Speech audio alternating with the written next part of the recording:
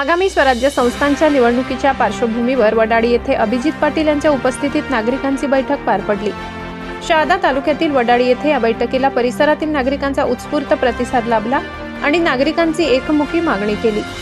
सर्व गटात उमेदवार द्यावेत, नागरिकांचा आवाज दादा, सर्व गटात उमेदवार हवेत। नंदुरबार जिल्ह्यातील स्थानिक स्वराज्य संस्थांच्या निवडणुकीचा बिगुल वाजण्यापूर्वीच राजकीय वातावरण तापले। भूमिका स्पष्ट करण्यासाठी आज वडाळी येथे खुल्या चर्चेचे आयोजन करण्यात आले। या चर्चेत वडाळी, खैरवे, भडगाव, देऊर, टेंबा, काकर्दे, बामखेडा, हिंगणी आणि तोरखेडा या गावातील नागरिकांनी, सामाजिक संघटना आणि कार्यकर्ते मोठ्या संख्येने सहभागी झाले। जनतेचे म्हणणे एकच, तापी पूर्व पट्ट्यातील जनतेला नेहमीच गृहीत धरले जाते, विकासाकडे दुर्लक्ष होतंय, ठेकेदारी पद्धतीचं राज फोपावलंय।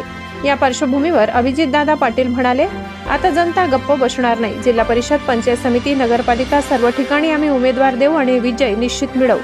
बैठकीत नागरिकांनी सांगितलं, भीती, अन्याय आणि दुर्लक्षाच्या वातावरणातून जनतेला मुक्त करणं गरजेचं आहे।